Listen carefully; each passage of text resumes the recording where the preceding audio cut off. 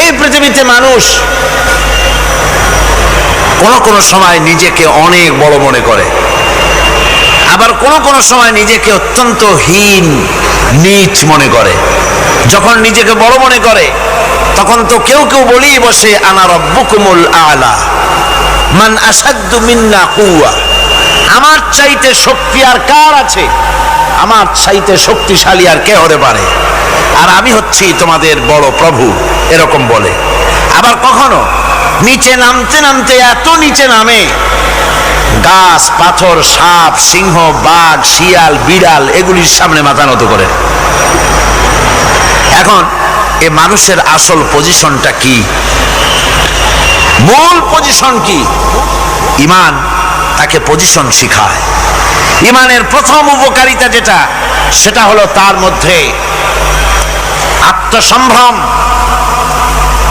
শখসিয়ত, personality সৃষ্টি করে দেয়, আত্মমর্যাদার উন্মেষ ঘটিয়ে দেয়। আল্লাহর প্রতি ঈমান মানুষকে দীনতা থেকে, হীনতা থেকে, নীচতা থেকে উদ্ধার করে মর্যাদার উচ্চ শিখরে আরোহণ করিয়ে দেয়। সে অন্যের নিকটে হাত পাতত, সে গাছের সামনে মাথা নত করত, সে পাথরের সামনে মাথা নত করত, সাপকে ভয় পেত, সাপকে পূজা করত। কিন্তু যখন এই মানুষটি আল্লাহর উপরে ঈমান আনল, যখন এই মানুষ পড়ল লা ইলাহা ইল্লাল্লাহু মুহাম্মাদুর রাসূলুল্লাহ, জোরে বলেন না লা। মাইকটা আমার কানে আওয়াজ আসে না, কি জোরে আওয়াজ হচ্ছে, সেই জন্য আমার অসুবিধা হচ্ছে। এমন হওয়া উচিত যাতে আমি শুনতে পাই।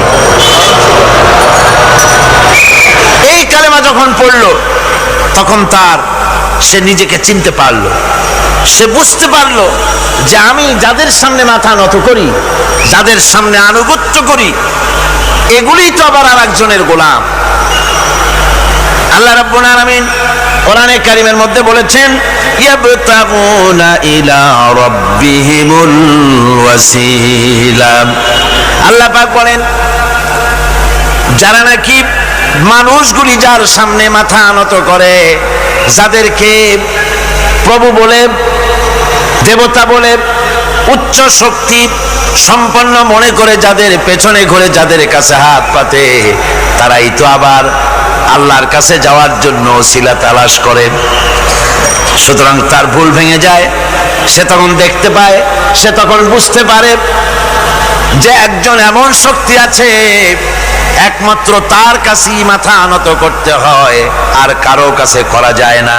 কোরআনে কারীম বলছে ইন্নাল্লাযীনা তাদউনা মিন দুনিল্লাহি ইবাদুন আমসালুকুম, আমি আল্লাহকে বাদ দিয়ে তোমরা যার অনুসরণ করো, আমি আল্লাহকে বাদ দিয়ে তোমরা যাকে ডাকো, নিজের হাজাত পুরা করার জন্য, নিজের উদ্দেশ্য পুরা করার জন্য, মনস্কামনা পূর্ণ করার জন্য আমি আল্লাহরে বাদ দিয়ে যাদের ডাকো, ওরা তোমার মতো আমার গোলাম।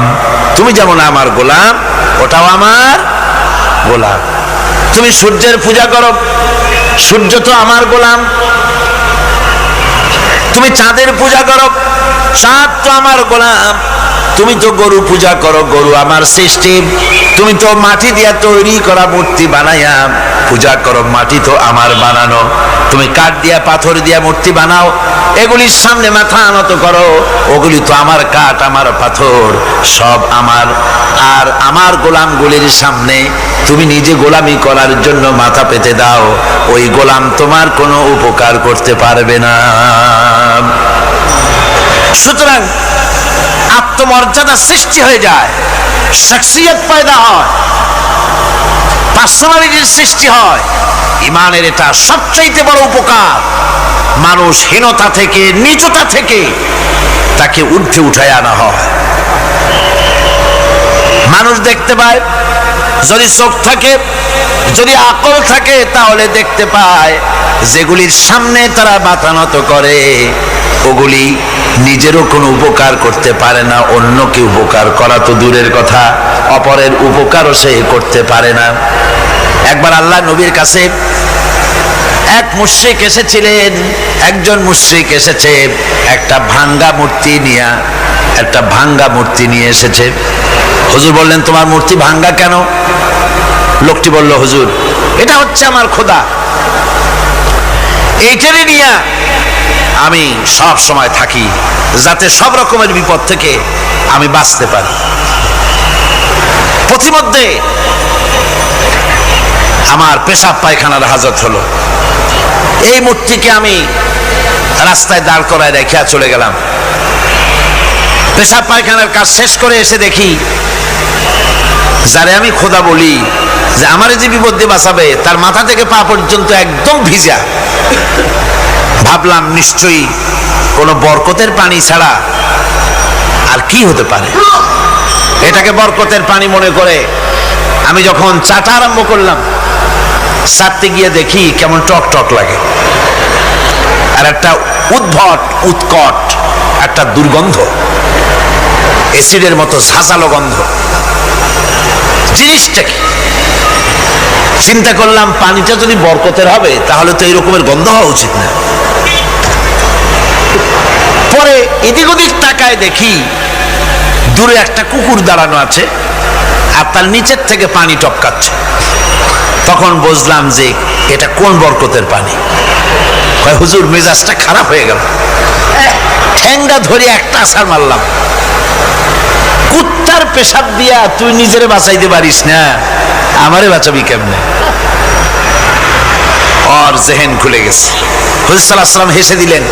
হাদিস শরীফে এসেছে, এই একদিন হুজুর হেসেছিলেন যখন তার দন্ত মোবারক সব বিকশিত হয়েছিল।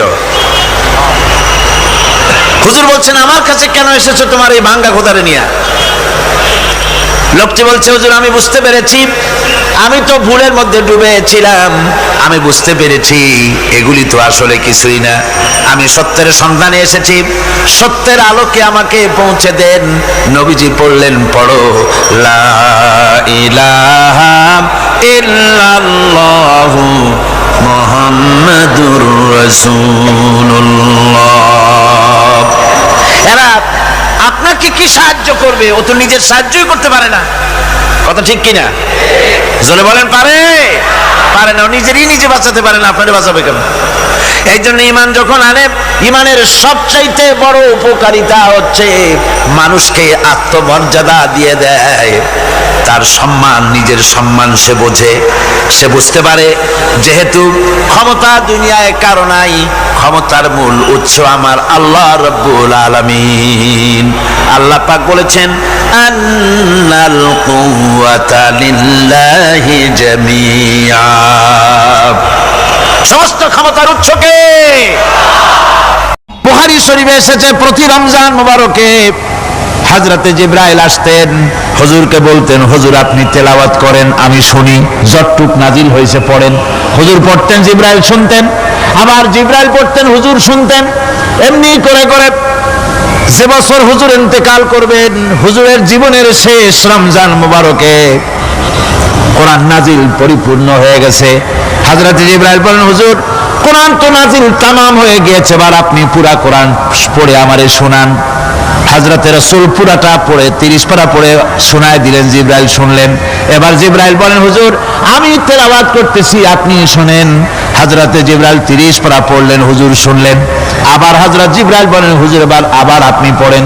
হুজুর পড়লেন, জিবরাইল শুনলেন, আবার জিবরাইল পড়লেন, হুজুর শুনলেন। তার মানে হলো হুজুর যে বছর ইন্তেকাল করলেন, ওই বছরের রমজান মোবারকে হযরত জিবরাইল 2 বার পড়েছেন, হুজুর শুনেছেন, আর হুজুর 2 বার পড়েছেন, জিবরাইল শুনেছেন, যাতে করে একটা জের জবর, একটা আয়াত, একটা সেমিকোলন যেন বাদ না পড়ে যায়। শাহরু রমাদান আল্লাযী উনজিলা ফীহিল কুরআন, রমজানের পবিত্র মাসে আমি অবতীর্ণ হয়েছি। সুবহানাল্লাহ। যদি প্রশ্ন করা হয়, রমজানে তো আসছো, কিন্তু প্রথম নাজিল হয়েছিল কোন সময়? ওটা কি দিন ছিল না রাত ছিল? কোরআন তার জবাবে বলে, ইন্না আনজালনাহু ফি লাইলাতিল কদর, কদরের পবিত্র রাতে আমি এই পৃথিবীতে আমার আগমন ঘটেছিল।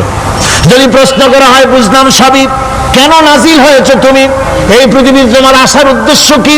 মূল কাজটা কি, এই প্রশ্ন যদি করা হয়, কোরআনে কারীম তার জবাবে বলে, শোনো কেন এসেছি, লিতুখরিজান নাসা মিনাজ যুলুমাতি ইলান নূর। আমার মিশন হচ্ছে গোটা বিশ্ব মানবতাকে পুঞ্জীভূত জমাট বাঁধা অন্ধকারের ভেতর থেকে টেনে বের করে আলোর সন্ধান দিতে, আলোর দিকে আনার জন্য আমি কোরআন নাজিল হয়েছি। সারা মাস রোজা থাকার পর, আল্লাহর হুকুম মেনে সারা রাত রোজা রাখার পর, তারপরে ঈদের দিনে জামা কাপড় পরিষ্কার করে, শেরওয়ানি গায়ে লাগাইয়া, পাঞ্জাবি পরে, আতর মেখে, এরপরে ঈদের জামাতে যখন দাঁড়ায় যায়, সে যে মজা পায়, সারা মাস রোজা রেখে ঈদের জামাতে গিয়ে সে যে মজা পায়, যে রোজা রাখলো না, ঈদের দিনে খুব জামা পাজামা সেন্ট এগুলো মেখে থেকে প্রথম কাতারে গিয়ে দাঁড়ায় গেছে, ও সেই মজা পাবে না। ওর মনের মধ্যে একটা সোর সোর ভাব থেকেই যায়। সে মনে মনে ভাবে, এই জামাত আমার না, জোর করে আসছি, এখানে দাঁড়াবার যোগ্যতা আমার নাই। মনের মধ্যে সে একটা অপরাধী ফিল করে, সে ফিল করতে থাকে। সুতরাং রোজাদারের জন্য দুইটা খুশি, একটা হচ্ছে ইফতারের সময়, আর একটা খুশি হবে যখন আল্লাহ তাদেরকে দেখা দেবেন। সুবহানাল্লাহ। এই রোজা আল্লাহ পাক দান করেছেন। আচ্ছা, কি জন্য রোজা আমাদের দিলেন? এই জন্য দিয়েছেন যে একটা মাস পৃথিবীর মুসলমানরা না খেয়ে থাকুক দিনের বেলায়, ওই না খেয়ে থাকার যে খাবারগুলি বাঁচবে, এগুলি আল্লাহ অন্য কোন এলাকার মানুষদের খাওয়াবেন নাকি? এই জন্য করেছেন রোজা, এই জন্য করেন নাই। রোজার ফজিলত আল্লাহর নবী বলেছেন, রমজান মুবারকের এত ফজিলত, মানুষ যখন কোন ইবাদত করে, আল্লাহ পাক সেই ইবাদতের নেক আমলের সওয়াব 10 থেকে শুরু করে 700 পর্যন্ত বাড়ায় দেন। 10 থেকে শুরু করে 700 বাড়ায় দেন, ইল্লা সাওম, রোজা ছাড়া। নবীজি বলেছেন, রমজান মুবারকে কেউ যদি একটি নফল কাজ আদায় করে, একটি নফল ইবাদত করে, অন্য মাসের একটি ফরজ আদায় করার সওয়াব আল্লাহ পাক নামায়ে আমলে দিয়ে দিবেন। রমজান মুবারকে কেউ যদি একটি ফরজ আদায় করে, অন্য মাসের 70টি ফরজ আদায় করার মতো সওয়াব আমল নামায়ে আল্লাহ দিয়ে দিবেন। সুবহানাল্লাহ। এই মাস আমাদের সামনে, আল্লাহু আকবার বলি, আল্লাহু আকবার বলি, আলহামদুলিল্লাহ। এই পবিত্র মাস আমাদের সামনে, এই মাসে এত সওয়াব, নফল হয় ফরজের মতো, আর ফরজ হয় 70টা ফরজের মতো। এত সওয়াব কেন হইল? আমরা না খেয়ে থাকি সেই জন্য নাকি? বলতে পারেন কেন হলো? একটি কারণ, শাহরু রমাদান আল্লাযী উনজিলা ফীহিল কুরআন। সুবহানাল্লাহ বলবেন না? এই রমজান মাস হচ্ছে সেই মাস যে মাসে আল্লাহ রাব্বুল আলামিন কোরআনে কারীমকে নাজিল করেছেন। এই মাসের মধ্যে একটি রাত আছে, খায়রুম মিন আলফি শাহর, যে রাতটি 1000 মাসের চাইতে বেশি গুরুত্বপূর্ণ আল্লাহর কাছে। সুবহানাল্লাহ। একটি রাত 1000 মাসের চাইতে গুরুত্বপূর্ণ। 1000 মাস ক্যালকুলেটর দিয়ে হিসাব করলে দেখা যায় যে 1000 মাসে 83 বছর 4 মাস হয়। তাহলে তার অর্থ কি এই যে একটানা 83 বছর 4 মাস ইবাদত করলে যে সওয়াব হবে, এই রাত্রে ইবাদত করলে সেই সওয়াব হবে? হতে পারে, এরকম হতে পারে, কিন্তু ব্যাখ্যাটা কি? ব্যাখ্যাটা হচ্ছে, আরবিতে আলফুন শব্দ দিয়ে 1000 বোঝানো হয় না। আরবিতে যখন আলফুন বলা হয়, তাহলে বোঝা যায় সংখ্যাধিক্য, বিপুল সংখ্যা, হাজার হাজার হাজার হাজার, থাউজেন্ডস এন্ড থাউজেন্ডস। এইটাকে বোঝাবার জন্য আরবিতে ব্যবহার করা হয় আলফুন, হাজার হাজার। তাহলে আল্লাহ কি বোঝাতে চাচ্ছেন? আল্লাহ রাব্বুল আলামিন তিনি আয়াত দ্বারা বোঝাতে চান, এর ব্যাখ্যা হচ্ছে এই পৃথিবীর মানবতার কল্যাণের জন্য, এই পৃথিবীর মানুষের ভালাইয়ের জন্য, মঙ্গলের জন্য হাজার হাজার মাস ধরে এই পৃথিবীর মানুষের যে কল্যাণ হয় নাই, এই রমজান মুবারকে একটা রাত আছে, যেই রাতে আল্লাহ রাব্বুল আলামিন মানবতার সেই কল্যাণ করেছেন। সেই কল্যাণ কি দিয়ে করেছেন? শাহরু রমাদান আল্লাযী উনজিলা ফীহিল কুরআন, কোরআন নাযিল করে পৃথিবীর মানুষকে সেই কল্যাণ আল্লাহ দিয়েছেন। সুবহানাল্লাহ। বন্ধুগণ, কোরআন, কোরআন কি নিয়ামত! আমাদের কাছে সেই নিয়ামতকে আমরা চিনলাম না, আমরা বুঝতে পারলাম না কত বড় নিয়ামত আল্লাহ আমাদের দান করেছেন। এই কোরআন যেন আপনি শুনতে পারেন, পড়তে পারেন, বুঝতে পারেন, সেই জন্য আল্লাহ রাব্বুল আলামিন শরিয়াত কি সুন্দর ব্যবস্থা করেছে।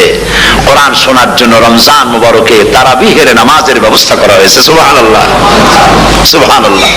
যারা সব সময় পড়তে পারেন না, কোরআন তেলাওয়াত জানেন না, অথবা সারা বছর এক খতম কোরআন শরীফ পড়া হয় না, শরিয়াত কি সুন্দর বিধান করলো যে আপনি যেন 30 পারা কোরআন শরীফ শুনতে পারেন।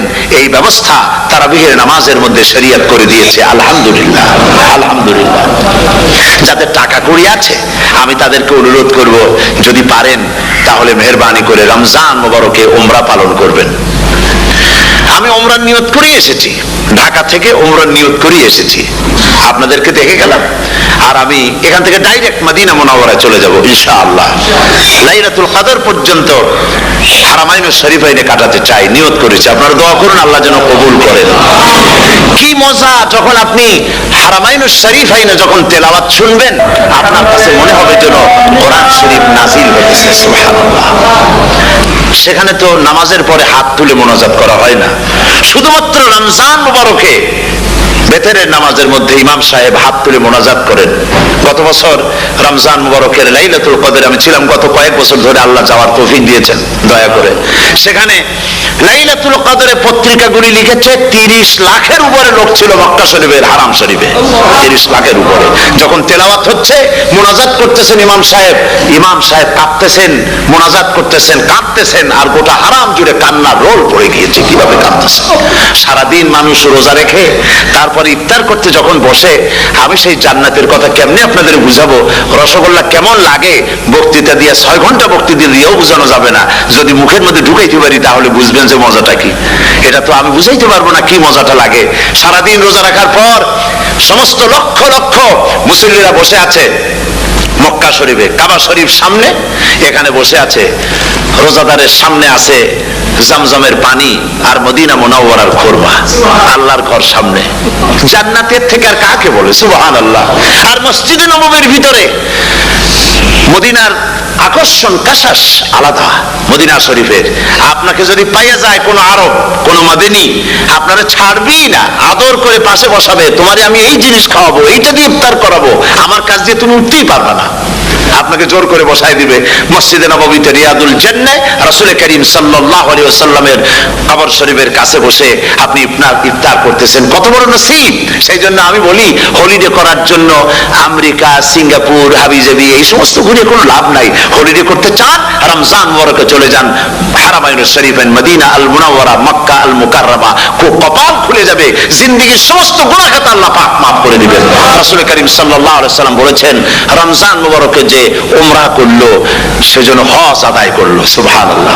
অন্য রিওয়ায়াতে এসেছে, যে ব্যক্তি রমজান মুবারকে উমরা করলো সেজন্য আমার সাথে হজ আদায় করলো। সুবহানাল্লাহ। তো বলতেছিলাম যে কোরআনে কারীম হচ্ছে একটি বিরাট নিয়ামত। এই নিয়ামত শোনানো হয় রমজান মুবারকে।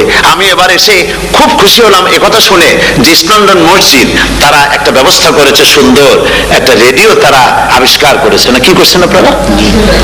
ট্রান্সমিটার তৈরি করেছেন। ওনারা ওখানে রেডিও বিক্রি করেন, আপনারা বহুটা খরচ করেছেন, তারা হাজার হাজার পাউন্ড খরচ করে টাওয়ার বানিয়েছেন এবং একটা ফ্রিকোয়েন্সি তারা নিজেরা নিয়েছেন, আর রেডিওগুলি 125 পাউন্ড করে ওনারা দিচ্ছেন খরচ হিসেবে। এটা যারা নিয়ে যায় ঘরের মধ্যে বসে তারাবিহের তেলাওয়াত তারা শুনতে পাবেন। মহিলারা অনেক সময় আসতে পারেন না, মহিলারা ঘরে বসে শুনতে পারবেন। ওই ইস্ট লন্ডন মসজিদে যত ওয়াজ হবে, তেলাওয়াত হবে, নামাজ হবে, আজান হবে, ওয়াজ হবে, জিকির হবে, সব আপনার ঘরে বসে আপনি শুনতে পারবেন। আল্লাহ রাব্বুল আলামিন এই ইকদামকে, এই পদক্ষেপকে আল্লাহ কবুল করুন, সবাই বলেন আমিন। এবং প্রত্যেকের ঘরে ঘরে এই রেডিও পৌঁছে যাক, আমরা বলি আমিন। আল্লাহ যেন কবুল করেন। আপনি ঘরে বসে মসজিদের সমস্ত প্রোগ্রাম পেতে পারবেন। আর কি সুন্দর সেখানে যিনি তেলাওয়াত করেন, আজান দেন, আলহামদুলিল্লাহ, তার আজান শুনলে পরে তো মনে হয় যে আমি মক্কা শরীফে চলে গেছি, মদিনায় চলে গেছি। আর তেলাওয়াত কত সুন্দর, আলহামদুলিল্লাহ। আল্লাহ তার প্রতি রহম করুন, আমরা বলি আমিন। সুতরাং বলতেছিলাম যে এই পবিত্র রমজানুল মুবারক, এটি কি জিনিসটা, কি জিনিসটা বোঝানোর জন্য আমি বলি, যেমন এই ঘড়িটা এটা কেনার পর 2-1 বছর পর এটা ফাস্ট হয় অথবা কি হয়, স্লো হয়ে যায়। তখন এটাকে সারার জন্য আমরা হসপিটালে দেই।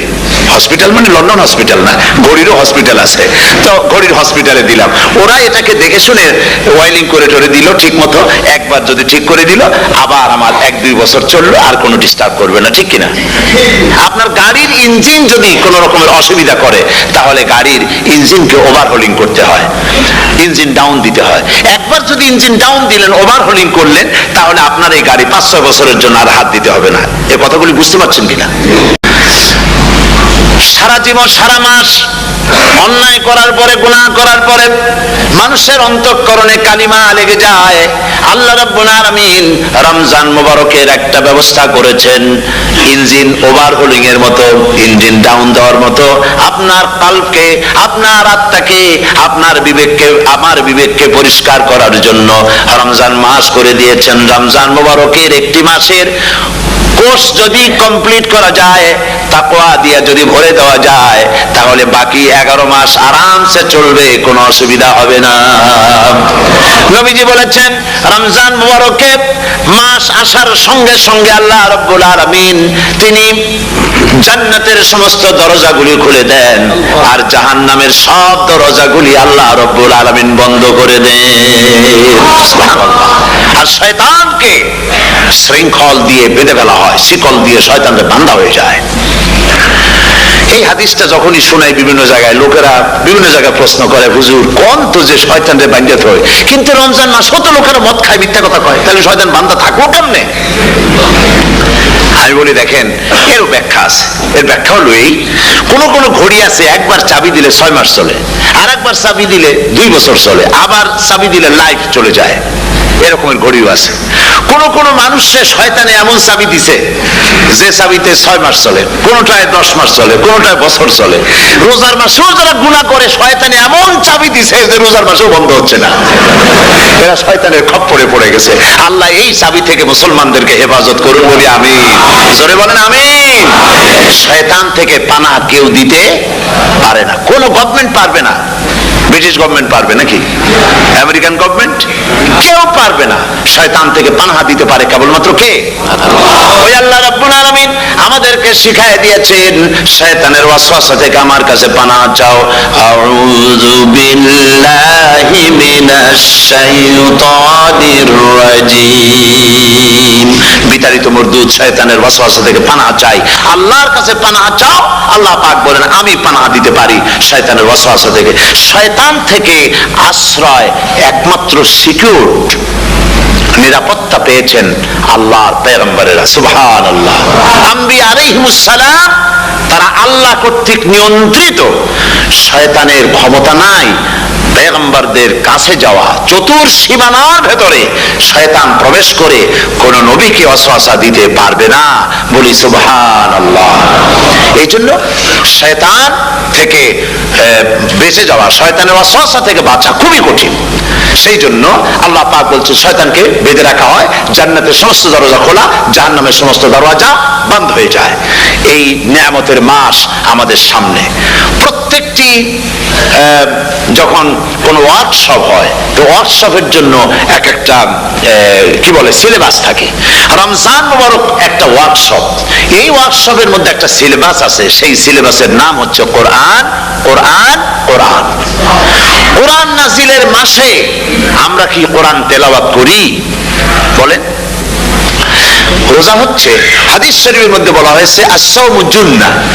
রোজা হচ্ছে ঢাল। রোজা কি কন্ত? ঢাল বোঝেন তো? ঢাল কি? প্রোটেক্টর। আপনি জিহাদের ময়দানে, যুদ্ধের ময়দানে নিরাপত্তার জন্য, বাইরের থেকে আক্রমণকে ফিরাবার জন্য কি ব্যবহার করেন? ঢাল ব্যবহার করেন। রোজা হচ্ছে ঢাল। শয়তানের সমস্ত আক্রমণ থেকে বাঁচার জন্য রোজা হচ্ছে ঢাল। রোজার দিনে কেউ যদি আপনার সাথে ঝগড়া করে, তাহলে রাসূল বলেছেন, তুমি বলো, তুমি ঝগড়ায় প্রবৃত্ত হবে না। তোমার সাথে যদি কেউ ঝগড়া করে, তুমি বলবে, ইন্নী সাইম, আমি রোজাদার। আমি তোমার মতো ঝগড়া করতে আমিও পারি, আমি তোমার মতো গালাগালি দিতে পারি, কিন্তু আমি দেব না, ঝগড়াও করব না, গালিও দেব না, মারামারিও করব না, কারণ আমি রোজাদার। সুবহানাল্লাহ। রোজা আপনাকে গুনাহ থেকে বাঁচায় দেবে। দেখেন রোজা কিভাবে গুনাহ থেকে বাঁচায়। মিথ্যেবাদী, মিথ্যেবাদী সারাক্ষণ মিথ্যে কথা বলে, কিন্তু রোজার মাস আসছে, এখন মিথ্যাবাদী যারা তাদের ঘনিষ্ঠ লোকদের কাছে শুনেছি যে তারা বলে, যদি কোনো লোক দিনের বেলা এসে যায় আর এমন কথা, যে কথা বলতে গেলে মিথ্যা বলা ছাড়া উপায় নাই তার জন্য, সে তখন বলে, ভাই তুমি তো অসময় আসছো, এখন আমি খুব ব্যস্ত, আই এম ভেরি বিজি, তুমি রাত্রে আসো। কথা বুঝতে পেরেছেন? তো রোজা হচ্ছে কি, রোজাটা কি বলে, ঢাল। কোন মেয়ে লোকের দিকে চোখ পড়লো, আহা আমি তো রোজাদার, চোখকে সাথে সাথে নিচে নামায় ফেললো। গানের আওয়াজ আসলো, আমি তো রোজাদার, সে গানটা শুনলো না। কাজে সমস্ত গুনাহ থেকে বাঁচার জন্য রোজা একটা বিরাট হাতিয়ার। সুবহানাল্লাহ।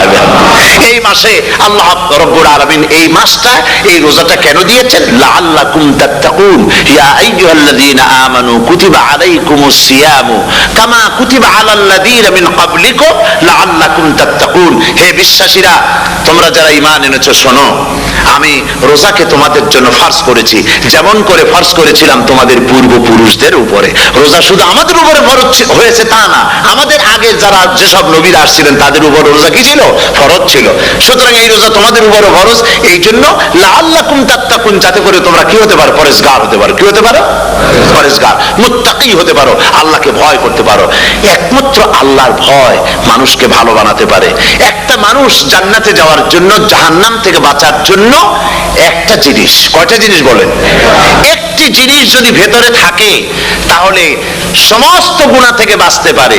আর একটি জিনিস যদি না থাকে তাহলে এমন কোন কাজ নাই পৃথিবীতে যা সে করতে পারে না। সেই কাজটার নাম কি? তাকওয়া। সবাই বলেন, কাজটার নাম কি?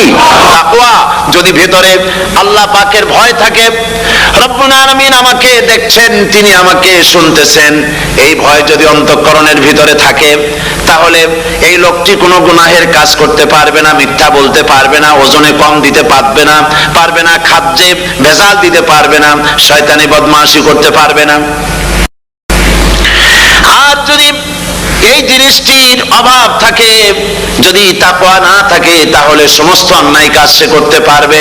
এই জন্য আল্লাহ রাব্বুল আলামিন বলেন, রোজা এই জন্য দান করেছে যাতে করে, রোজার মাস এই জন্য দিলাম, লাআল্লাকুম তাত্তাকুন, তোমাদের ভিতরে তাকওয়ার সৃষ্টি হয়।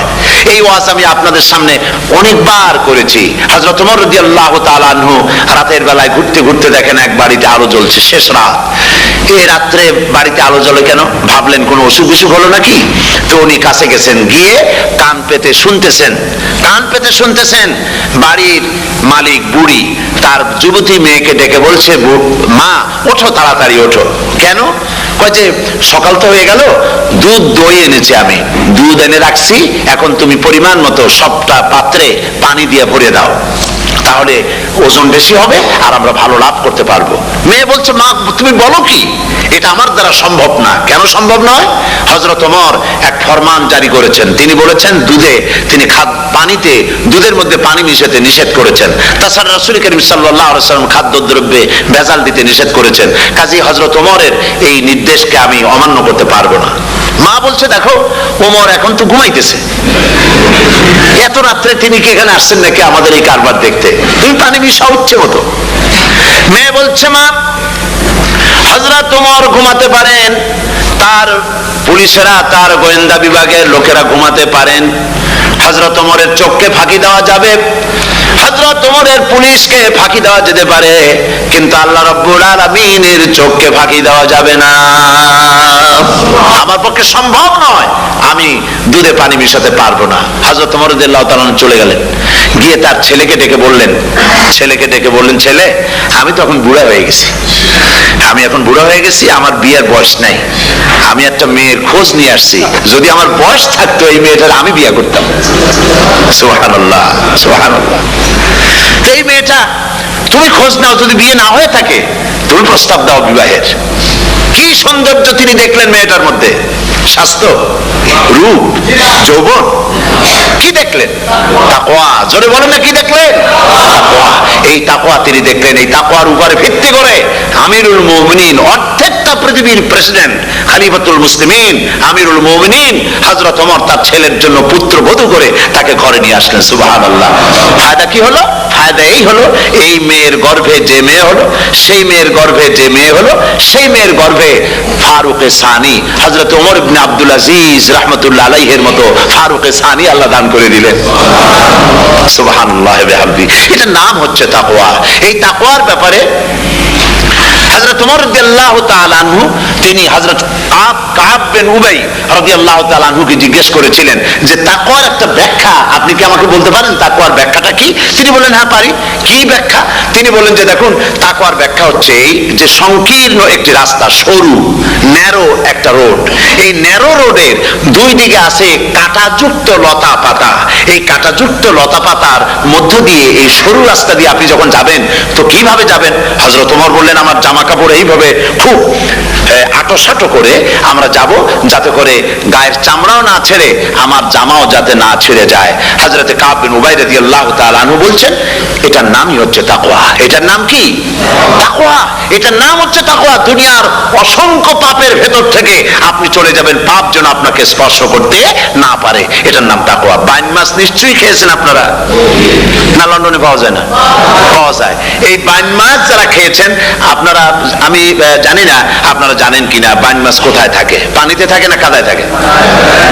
মাশাআল্লাহ, বাইন মাছ থাকে কাদার মধ্যে। কিন্তু এই বাইন মাছ যারা ধরেছে তাদের মুখে শুনেছি আমি যে বাইন মাছ থাকে কাদায়, ওকে যখন ধরে টেনে বের করায় কাদার মধ্যে থেকে এক ফোঁটা কাদা ওর গায়ে নাই। এই কলুষিত সমাজ, পাপে ভরপুর, গ্রেট ব্রিটেন, আমেরিকা, পাশ্চাত্য, আমাদের দেশ, সর্বত্র পাপ আর পাপ। এই পাপের মধ্যে বাইন মাছ শুধু খাইয়েন না, ওর কাছ থেকে শিক্ষাও গ্রহণ করেন। ও যেমন কাদার মধ্যে থাকে, কাদা ওর গায়ে লাগে না, আপনিও এই সমাজের মধ্যে আপনি আপনার কাজ চালিয়ে যান, পাপ যেন আপনাকে স্পর্শ না করে। আল্লাহ যেন পাপের থেকে আমাদের বাঁচান। আমরা বলি আমিন, সবাই বলেন আমিন। এটার নাম হচ্ছে তাকওয়া। আর তাকওয়া লম্বা জামায় তাকওয়া হয় না, লম্বা দাড়িতে তাকওয়া হয় না, পাগড়ি একটা বানলেই তাকওয়া হয় না।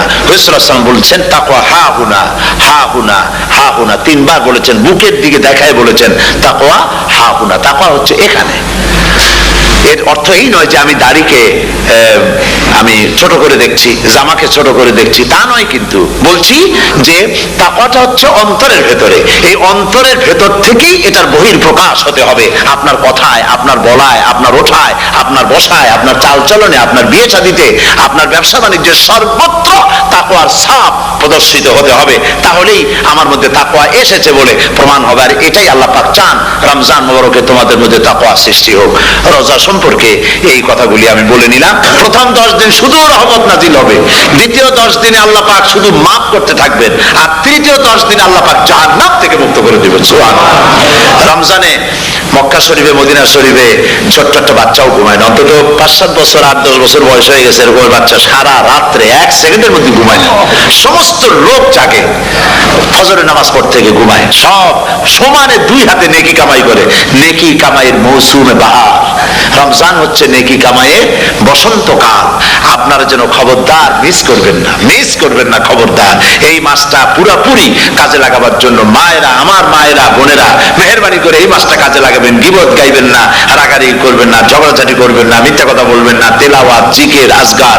আর পুরুষেরাও এই জিকির আজগারের মধ্যে, মানুষকে ভালো কাজের আদেশ করার মধ্যে যা আজকে আল্লাহ আমার দিয়ে বলাইলেন, এই কাজগুলি আমি এবং আপনারা সবাই যেন আমল করতে পারি। আল্লাহ তৌফিক দান করুন। আপনারা এই মোনাজাতের পরে যে যে এলাকায় গিয়ে জামাতে এশার নামাজটা আদায় করবেন, এখানে নামাজের কোনো ব্যবস্থা করা যায় নাই বলে আমরা দুঃখ প্রকাশ করছি। পাশে যেখানে মসজিদ পান, জামাতে এশার নামাজটা খবরদার আদায় করে নেবেন, নামাজ ছেড়ে দেবেন না। 5 ওয়াক্ত নামাজ সঠিকভাবে আদায় করবেন। আর মদের ব্যবসা যাদের আছে, মদের ব্যবসা ছেড়ে দেবেন। আর মদের চাকরি যারা করেন, সেখান থেকে চাকরি উঠাইয়া কোনো ভালো জায়গায় চাকরি করার জন্য চেষ্টা করবেন। জেনা, ব্যভিচার, নাচ, গান ইত্যাদি, তাস, পাশা, জুয়া, অন্যায় কাজে যাব না। আল্লাহ যেন কবুল করেন, বলেন আমিন। বলেন সবাই আমিন। এটাই কাজ। শিরক এবং বিদআতের বাড়ির কাছেও আমরা কেউ যাব না। এই তওবা করে খাঁটি মুসলমান হইতে হবে। আমরা কতদিন বাঁচবো জানি না। আল্লাহ পাক যেন আমাদেরকে ঈমানের সাথে রাখেন। যাদের মুখে দাড়ি নাই, আল্লাহ পাক তাদের মুখে দাড়ি লাগায় দিক, বলি আমিন। আপনারা চেষ্টা করেন রসুলের এই সুন্নতটা আমল করার জন্য। যেহেতু আমরা মারা যাবো, চিরদিন বাঁচবো না, তো আল্লাহ রসুলের কাছে কেমনে আমরা আমাদের চেহারা দেখাবো? জামায়, দাড়িতে, টুপিতে, পর্দায়, মেয়ে লোকদের পর্দা করার মধ্যে, সবটার মধ্যে রাসূলুল্লাহর সুন্নত যেন আমরা আমল করতে পারি। আল্লাহ যেন তৌফিক দেন। হুজুর বলেছেন, হুজুর তো কোন কলেজে পড়েন নাই, কি বলেন, কলেজে পড়েছেন? কোন কলেজে মাদ্রাসায় পড়াশোনা করেন নাই, অথচ আল্লাহ নবী বলেছেন ইন্নামা বুইস্তু মুআল্লিমান, আমি শিক্ষক হিসাবে দুনিয়ার বুকে প্রেরিত হয়েছি। লেখাপড়া কোথাও করেন নাই, অথচ হুজুর বলছেন আমি শিক্ষক। অর্থাৎ গোটা পৃথিবীর সর্বকালে সর্বযুগের মহান শিক্ষক হচ্ছেন মুহাম্মদ রাসূলুল্লাহ সাল্লাল্লাহু আলাইহি ওয়াসাল্লাম। শিক্ষা তার মধ্যে পরিপূর্ণ ছিল, আল্লাহ তাকে শিখিয়েছেন, সব কথা তিনি বলেছেন, জ্ঞানের কোনো অভাব তার কাছে ছিল না। তবে হ্যাঁ, অনেকে বলে যে মুহাম্মদ সাল্লাল্লাহু আলাইহি ওয়াসাল্লাম হচ্ছেন সেই পুরানা মধ্যযুগীয় ব্যাপার স্যাপার। ওই মধ্যযুগীয় কোনো কথা আজকের যুগে চলতে পারে না, এটা হলো জ্ঞান বিজ্ঞানের যুগ। আমরা কিছু মঙ্গল গ্রহে যাব করতেছি, চাঁদ দখল করে ফেলেছি, সেই কবে চাঁদে পতাকা উড়ায় ফেলেছি, বাড়িঘর বানাবার জন্য ইট সিমেন্ট রড সবকিছু পাঠাবার ব্যবস্থা হচ্ছে চাঁদে। আর মঙ্গল গ্রহে তো আমরা যাব করছি। মুহাম্মদ সাল্লাল্লাহু আলাইহি ওয়াসাল্লাম কি চাঁদে নেমেছেন কখনো? এগুলি বেকুবদের প্রশ্ন। কাদের প্রশ্ন? বেকুবদের প্রশ্ন। আর মিয়া, তোমার বিজ্ঞান তো গেছে শুধু চাঁদে। চাঁদ কত দূর? মাত্র 2,32,000 মাইল দূরে। চাঁদ মাত্র 2,32,000 মাইল দূরে একটি উপগ্রহ মাত্র। পৃথিবীর সবচাইতে নিকটতম প্রতিবেশী, নিকটতম উপগ্রহ হচ্ছে চাঁদ। দৃষ্টান্ত দিতে গিয়ে আমি ওই ছোট্ট স্টোরিটি বুঝাবার জন্য মানুষের সামনে বলি। একবার এক স্বামী আর স্ত্রী দুজনে ঝগড়া লেগেছে, স্বামী স্ত্রীর ঝগড়ায় বেচারা স্বামী দুর্বল হয়ে গেছে, স্বামীর স্ত্রীর সামনে আর পেরে উঠছে না পারিয়া শেষ পর্যন্ত বলল, ঠিক আছে, তোমার মতো দাজ্জাল মার্কা বউর সাথে আমি আর থাকবো না, আমি চললাম, আমি এবার বিদেশেই চলে যাব, দেশেই থাকবো না। স্ত্রী কিছু বলতেছে না। স্বামী দেখে যে সন্ধ্যা পর্যন্ত স্ত্রী তাকে সাধেও না, মহা সমস্যা। বলেও বেচারা মুসিবতে পড়েছে, প্রেস্টিজ কনসার্ন হয়েছে, ইজ্জতের ব্যাপার। শেষ পর্যন্ত জায়নামাজ বালিশ টালিশ পেছাইয়া বিদেশের উদ্দেশ্যে নিজেকে তৈরি করে বারান্দায় নেমে বলল যে মাগরিবের রক্ত যখন হয়েই গেল, মাগরিবটা পড়ে নেই। মাগরিব পড়েছে, দোয়া তাসবিহ ইত্যাদি পড়ছে, দেখেনি স্ত্রীর পক্ষ থেকে কোনো কি দাওয়াত আসে যে আপনার যাইয়া কাম নাই। স্ত্রী বেচারিও বুঝে ফেলেছে তার স্বামীর দৌরত্ব কত দূর, সেই জন্য সেও আর কিছু ক্ষয় হয় না। এশা রক্ত যখন হয়ে গেছে, তখন বিড়বিড় করে স্বামী বেচারা বলছে, মানুষ নাকাউয়ার জাত, সন্ধ্যার আগে ছিলাম কোথায় আর এখন আসলাম কোথায়। বউ ঘরে বসে কয় যে বুঝছি, আর যাওয়া লাগবে না বিদেশে। ঘরের থেকে বারান্দায় নামি তুমি বলো মানুষ না কাউয়ের জাত, সন্ধ্যায় ছিলা কোথায়, এখন নামছো কোথায়। তোমার আর বিদেশে যায় কাম নাই, তুমি ঘরে এসে মশারির মধ্যে ঢোকো। তো পৃথিবী থেকে মাত্র 2,32,000 মাইল দূরে চাঁদ, সেই চাঁদে অবতরণ করে বলছে মুহাম্মদ সাল্লাল্লাহু আলাইহি ওয়াসাল্লাম কি চাঁদে গেছে? আরে বেকুব, 2,32,000 মাইল দূরের চাঁদ নয়, 9,30,00,000 মাইল দূরের সূর্য নয়, কোটি কোটি সহস্র কোটি মাইল দূরের গ্যালাক্সি নয়, মিল্কি ওয়ে নয়, সমস্ত তারকারাজি গ্রহ পুঞ্জ সব কিছুকে পেরিয়ে গিয়ে 7 আকাশ ফুড়ে মুহাম্মদ সাল্লাল্লাহু আলাইহি সাল্লাম আরশে আজিম ভ্রমণ করেছেন, যা পৃথিবীর কোন বিজ্ঞানের পক্ষে সম্ভব নয়। 13 বছর পূর্ণ হওয়ার পথে এমন সময় রব্বুল আলামিন ইচ্ছে করলেন নবীজিকে আপন দরবারে ডেকে নেবেন, কিছু খাস কথা বলার জন্য নিজের দরবারে ডেকে নেবেন, মেরাজ করাবেন, আরশে আজিমে ডেকে নেবেন।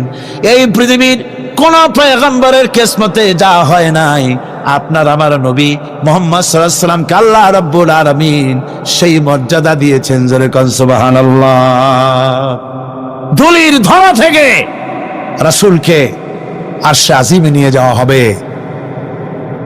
বোরাক এলো। বোরাক হচ্ছে বারতুন থেকে উৎপত্তি। এর অর্থ হচ্ছে বিজলি, বৈদ্যুতিক গতি সম্পন্ন, ঘোড়ার চাইতে ছোট, খচ্চরের চাইতে বড়, এই জাতীয় একটা প্রাণীর মতো হযরতে জিবরাইল নিয়ে আসলেন। আমাদের দেশে কারো কারো বাড়িতে আয়নায় বাঁধানো থাকে এই ছবিটা। ঘোড়া আছে, দুইটা ডানা আছে, মাথাটা মেয়ে লোকের মতো, চুলগুলো ঝুলে পড়ছে, নিচে লেখা আছে হাজা বুরাকুন নবী সাল্লাল্লাহু আলাইহি ওয়াসাল্লাম। আন্দাজে কোথায় পাইছে আল্লাহ জানে, মিথ্যে কথা, বাজে কথা। আল্লাহ এরকম একটা মেয়ে লোক মার্কা ঘোড়া পাঠাইছিল হুজুরকে নেওয়ার জন্য, এটা কথা হইল? রাসূলকে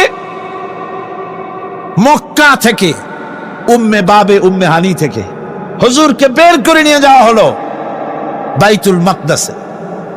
সমস্ত পয়গম্বর দুনিয়া আল্লাহ যাদের পাঠিয়েছিলেন সমস্ত রূহ উপস্থিত ছিল সেখানে। রাসূল করিম সাল্লাল্লাহু আলাইহি সাল্লাম এখান থেকে মেরাজ করলেন, এতটুকু ছিল ইসরা। কোরআনে কারীম বলছে, আজকের কারি সাহেব যেখান থেকে তেলাওয়াত করেছিলেন, সুবহানাল্লাযী আসরা বিআবদিহি লাইলাম মিনাল মাসজিদিল হারামি ইলাল মাসজিদিল আকসা ইলা আখিরিল আয়া। কারো কারো মাথার মধ্যে যারা বিজ্ঞান পড়াশোনা করে বা আধুনিক চিন্তিত লোক, আধুনিক শিক্ষিত লোক, তাদের মধ্যে এই চিন্তাটা আসতে পারে যে ল অফ গ্র্যাভিটেশন পার হয়ে, মাধ্যাকর্ষণ শক্তি পার হয়ে একটা জড় পদার্থ, একটা জড় শরীর কি করে মাধ্যাকর্ষণ পাড়ি দিয়া উপরে চলে গেল, এটা হাউ ইজ ইট পসিবল, এটা কি করে সম্ভব? চিন্তাটা মাথার মধ্যে আসতে পারে, কিন্তু এখন আর ওইসব চিন্তা নাই। আমি হিউস্টনে দেখে এলাম আমেরিকার সেই মহাশূন্য গবেষণাগার, সেইখানে দেখলাম বিরাট রকেট, যে রকেটটা তারা পাঠাতে চেয়েছিল কিন্তু পাঠায় না, কি সব প্রবলেম হয়েছে সেই জন্য। সেই তৈরি করা রকেটটা দেখলাম, রকেটটার যে দরজাটা, সেই দরজাটারই ওজন হচ্ছে 20 টন দরজা। এমন টেকনোলজি দিয়ে দরজাটা তৈরি করা হয়েছে যে একটা লোকই দরজাটা এভাবে লাগাই দিতে পারে, আবার খুলেও দিতে পারে। 20 টন ওজন দরজা। আর পুরা রকেটটার ওজনটা কি হবে চিন্তা করেন। 3টা জিনিস থাকে, 2টা থাকে সিলিন্ডার, আর একটা থাকে যেটার ভিতরে মানুষ থাকে, সেই মানুষ বসার জন্য একটা, আর 2টো সিলিন্ডার থাকে। যখন এখান থেকে ছেড়ে দেওয়া হয় তখন দুই দিকে 2টা যে কোল বালিশের মতো থাকে, দেখছেন কিনা ছবিতে আপনারা, এই 2টো জ্বলে পড়ে গেল। যাওয়ার সময় এই 2টোতে যে ফোর্স লাগিয়ে দিল, এই ফোর্সে ল অফ গ্র্যাভিটেশন পার করে দিল। এরপর আর তার কোনো তেল লাগবে না, বিনা তেলে যত খুশি তত উপরে চলে যেতে পারবে। চিন্তা করলাম, মানুষের মাথায় যদি এই জ্ঞান আল্লাহ দেন, এত জোরের জিনিস এত পাওয়ারফুল করে ছেড়ে দেওয়া হয়েছে, ল অফ গ্র্যাভিটেশন পার হয়ে যাওয়ার পর মাধ্যাকর্ষণ শক্তি শুধু পৃথিবীর নাই, প্রত্যেকটা গ্রহ, প্রত্যেকটা উপগ্রহের আলাদা আলাদা মাধ্যাকর্ষণ আছে। যদি তা না থাকতো, একটার থেকে আর একটা বিচ্ছিন্ন হয়ে পৃথিবীতে লণ্ডভণ্ড হয়ে যেত। প্রত্যেকটার আলাদা আলাদা মাধ্যাকর্ষণ শক্তি আছে। তো সেই জিনিসটা এভাবে চলে যায়। আল্লাহ রাব্বুল আলামিন তার হাবিবকে নেবেন, আপনার অত চিন্তা কেন, যেটা গেল কেমনে, এটা কি করে সম্ভব, আপনার মাথায় ঢুকবে না। আপনার আমার মাথায় ঢুকবে না বলেই ঘটনার সূত্রপাত আল্লাহ কেমনে করছে সেদিকেই লক্ষ্য করেন। দুনিয়ার মানুষ, তুমি আমার কুদরত তোমার মাথায় ঢুকবে না, সেই জন্য ইসরার ঘটনা বলতে গিয়া রব্বুল আলামিন শুরুই করলেন সুবহানাল্লাযী আসরা বিআবদিহি। সুবহানাল্লাযী, সমস্ত দুর্বলতা অক্ষমতা থেকে মুক্ত সেই সত্তা যিনি তার বান্দাকে ইসরা করিয়েছেন, মেরাজ করিয়েছেন। কোন সুবহানাল্লাহি ওয়া বিহামদিহি। সমস্ত দুর্বলতা অক্ষমতা থেকে মুক্ত তিনি পার করে নিয়ে গিয়েছেন। তারপরে মুহূর্তের ভিতরে মহাশূন্য পাড়ি দিয়ে, সেই মহাশূন্য মানে কি, এইখান থেকে সূর্য কত দূরে জানেন না? 9,30,00,000 মাইল দূরে এখান থেকে সূর্য। সেই সূর্য, তারপরে রয়েছে গ্যালাক্সি, মিল্কি ওয়ে, গ্রহ নক্ষত্র, সে যে কত দূরে, যে সমস্ত তারকা, এমন বহুত তারকা আছে যে তারকা সৃষ্টির পর তার আলো পৃথিবীর মাটি আজ পর্যন্ত স্পর্শ করে নাই, অথচ আলোর গতি প্রতি সেকেন্ডে কত মাইল?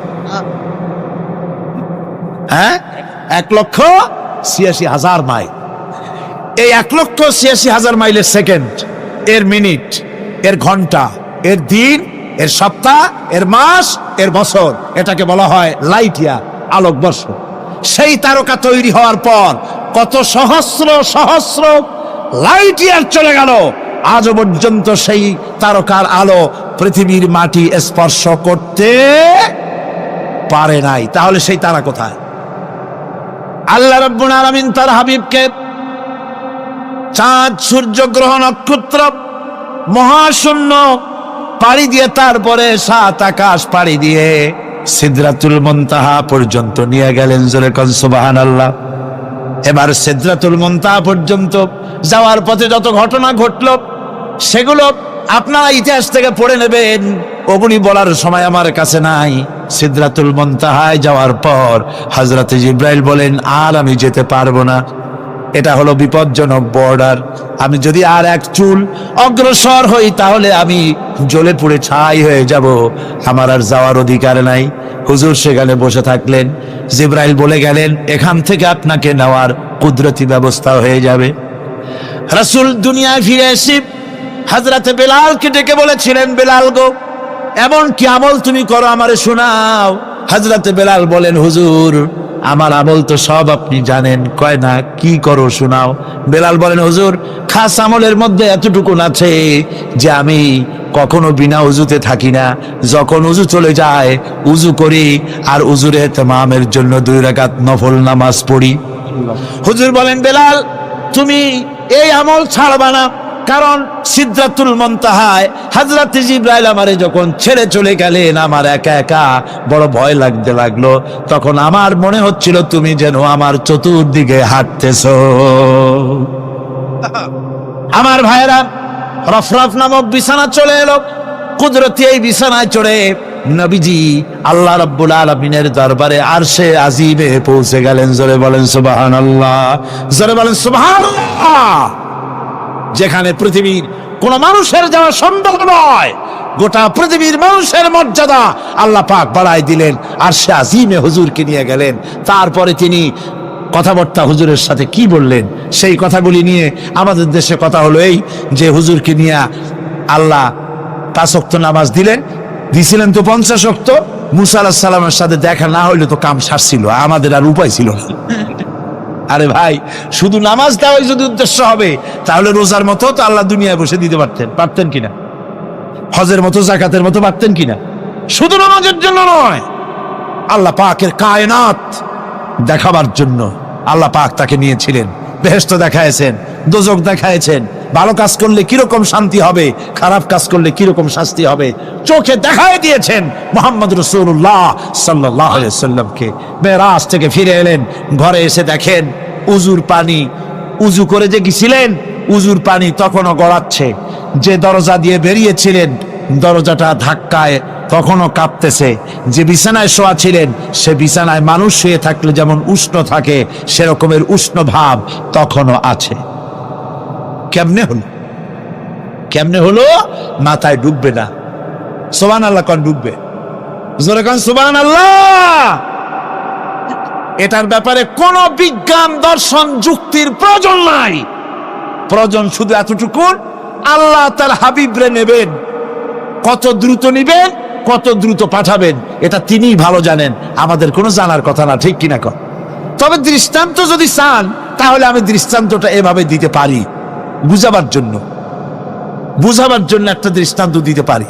সেটা হলো এই, ধরেন বাংলাদেশে কোনো প্রেসিডেন্ট আসবে, পৃথিবীর যে কোনো দেশের এক প্রেসিডেন্ট আসবে, এটা আসার যখন খবর হয়ে যাবে তখন পত্র পত্রিকায় রুট বলে দেওয়া হয়, এই রুটে রাষ্ট্রীয় মেহমান রাষ্ট্রীয় অতিথি ভবনে আসবেন, এই রাস্তা দিয়ে সাধারণ ট্রাফিক চলাচল বন্ধ থাকবে। এয়ারপোর্ট থেকে নিয়ে রাষ্ট্রীয় অতিথি ভবন পর্যন্ত মেহমান না আসা পর্যন্ত সমস্ত ট্রাফিক চলাচল বন্ধ। মেহমান পৌঁছে যাবে, তারপরে আবার স্বাভাবিক ট্রাফিক চলবে। এটা জানেন কিনা? এইটা যদি পৃথিবীর সামান্য সলিমদ্দি কসিমদ্দি এই জন্য বলছি, আজ আছে কাইল নাই, ঠিক কিনা গণ? আজ মন্ত্রিত্ব গেল, কালকে রাস্তায় দাঁড়ায় বলবে রিক্সাওয়ালা আমার একটু নেওয়া, বাজারে মাছ কিনতে যাব, ঠিক কিনা? সুতরাং এদের তো কোনো মর্যাদা নাই, আজ আছে কাল নাই। এই দুনিয়ার সলিমদ্দি কসিমদ্দির জন্য যদি এভাবে ট্রাফিক চলাচল বন্ধ করে দেওয়া হয়, তাহলে আকাশ এবং জমিনে আল্লাহ রাব্বুল আলামিনের সর্বশ্রেষ্ঠ মেহমান জনাবে মুহাম্মদ রাসূলুল্লাহ সাল্লাল্লাহু আলাইহি সাল্লাম, এই মেহমান আল্লাহর দরবারে যাবেন। আল্লাহ যদি বলে দিয়ে থাকেন, আল্লাহ যদি হুকুম করে থাকেন, সময়ের গতি, বার্ষিক গতি, আহ্নিক গতি, আকাশের গতি, সূর্যের গতি, সময়ের গতি, রাত 3টা 45 মিনিট 10 সেকেন্ড, এখন সমস্ত গতি স্তব্ধ হয়ে যা। আমার হাবিব আমার দরবার থেকে ঘুরে যখন ঘরে ফিরে যাবেন, আবার 3টা 45 মিনিট 11 সেকেন্ড থেকে শুরু হয়ে যাবি। যদি আল্লাহ এমনটি করে থাকেন, তাহলে উজুর পানি গড়াতে দেখা আর দরজা কাঁপতে দেখা অসম্ভব। জোরে বলেন অসম্ভব। এটা আমি একটা দৃষ্টান্ত দিলাম মাত্র। আসলে আল্লাহ পাক করিয়েছেন তার হাবিবকে, কোন কাইফিয়াতে কিভাবে নিয়েছেন আল্লাহ, নিয়েছেন তার হাবিবরে। আপনার চিন্তা করার কোনো দরকার নাই, ঘুম নষ্ট করে দরকার নাই।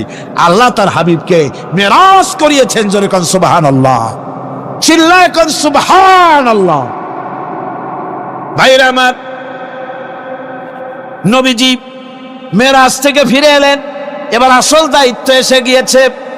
মেরাজের পরই মদিনা মুনাওয়ারায় রাসূলুল্লাহ হিজরত করলেন। এই হিজরতের পর আল্লাহর নবী মদিনা শরীফে এসে ইসলামী স্টেট কায়েম করে দিলেন। আজ নবী প্রেসিডেন্ট হয়ে গেছেন। জোরে কোন সুবহানাল্লাহ, জোরে সরে বলেন সুবহানাল্লাহ।